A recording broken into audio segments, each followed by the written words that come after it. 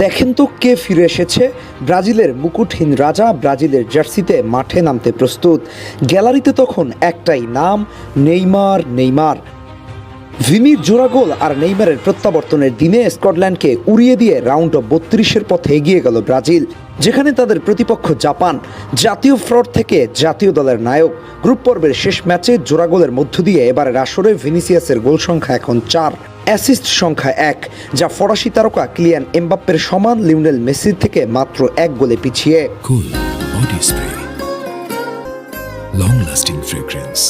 একই সাথে গড়লেন নয়া এক রেকর্ড। 2002 সালের পর ভিনিসিয়াসই ব্রাজিলের একমাত্র তারকা ফুটবলার যিনি গ্রুপ স্টেজের 3 ম্যাচেই করেছেন গোল। এর আগে এটি করতে সক্ষম হয়েছিল ব্রাজিলের হয়ে মাত্র 2 জন, রোনালদো এবং রিভালদো।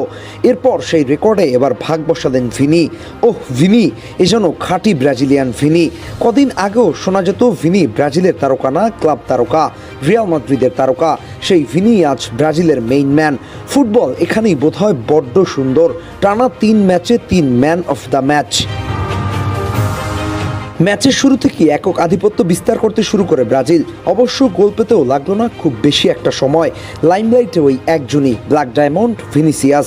ম্যাচের 7ম মিনিটে রায়ানের পা থেকে ভিনিসিয়াসের ফিনিশিংয়ে ডেডলক ভাঙে ব্রাজিল।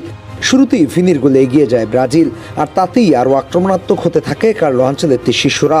22তম মিনিটের সময় আরও একটা গোল পেয়ে যায় ভিনিসিয়াস জুনিয়র, যদিও ভিআরে ফাউলের কারণে বাতিল হয়ে যায় সেই গোলটি। এটি নিয়ে বিতর্ক হতে পারে, কিন্তু তাতে কি। প্রথম হাফের এক্সট্রা টাইমের 48তম মিনিটের সময় ব্রুনো গুইমারেজের বাড়ানো বল থেকে হেডে গোল করে ভিনিসিয়াসের ব্যক্তিগত জোড়া গোল, আর ব্রাজিলের দ্বিতীয় গোল নিশ্চিত করে ভিনিসিয়াস জুনিয়র। এরপর প্রথমার্ধের 2-0 লিড নিয়ে বিরতিতে যায় ব্রাজিল। দ্বিতীয়ার্ধের শুরুতে ভিনিসিয়াসের সামনে হ্যাটট্রিকের সুযোগ এসেছিল। স্কটিশ গোলরক্ষককে 1 ভার্সেস 1-এ পেয়েও ফিনিশিং ব্যর্থতায় হ্যাটট্রিক পাওয়া হলো না। তাতে কি ব্রাজিলের গোল উৎসব থেমে যায়নি। ম্যাচের 60তম মিনিটে ব্রুনো গুইমারেজের পাস থেকে ম্যাথিউস কুনহার ফিনিশিংয়ে 3 নম্বর গোলটি পেয়ে যায় ব্রাজিল।